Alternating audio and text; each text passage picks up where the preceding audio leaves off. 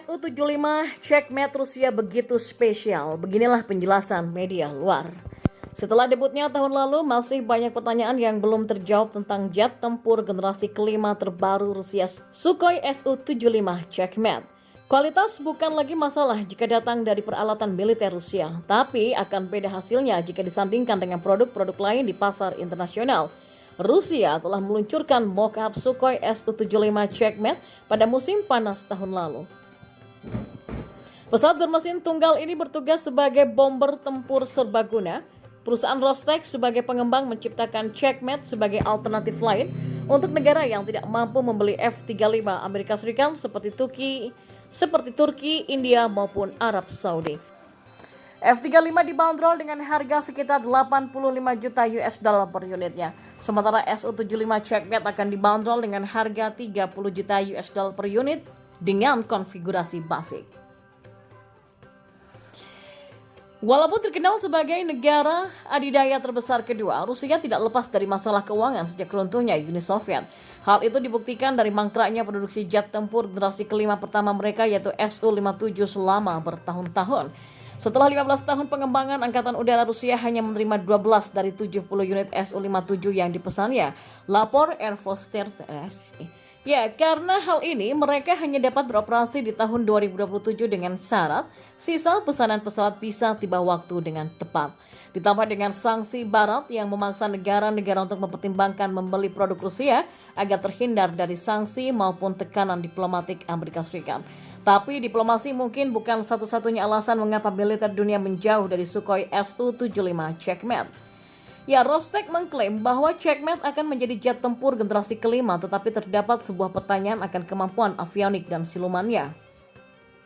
Dua hal penting itu yaitu harga mati untuk generasi kelima tak pernah dijelaskan secara eksplisit oleh perusahaan.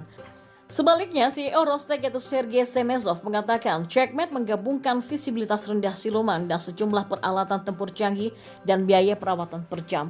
Semua hal ini membuat Checkmate menjadi tawaran unik di pasar senjata internasional. Katanya dalam laman Air Force Technology. Ya, sebuah kantor berita TASS mengumumkan bahwa Checkmate mampu membawa muatan senjata hingga 7.400 kg dengan kecepatan maksimum 2.200 km per jam dan jangkauannya 2.800 km.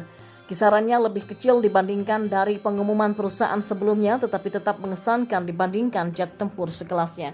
Ditambah dengan debut resminya di Dubai Air Show 2021, membuktikan bahwa Su-75 Checkmate lebih sebagai bomber kelas menengah daripada jet tempur taktis ringan.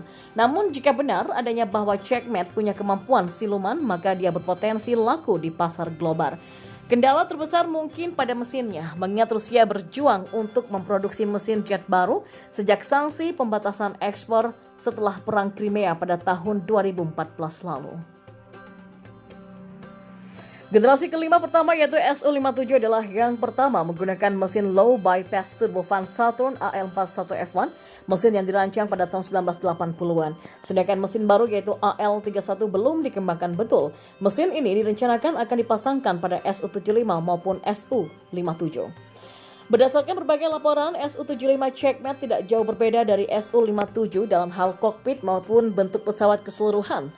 Berarti tingkat kemampuan avionik dan radar Su-75 sama baiknya dengan Su-57 yang telah terbukti mumpuni di medan pertempuran. Dan oleh karenanya, hal ini dapat membantu menurunkan harga pengembangan dan menghilangkan biaya yang terkait dengan program uji terbang Su-75 nanti. Sebuah laporan dari lembaga riset di Amerika Serikat mengatakan bahwa alasan utama negara-negara akan melakukan bisnis dengan Rusia adalah bahwa karena produk mereka lebih murah dan lebih mudah dioperasikan dan dipelihara dibandingkan sistem barat.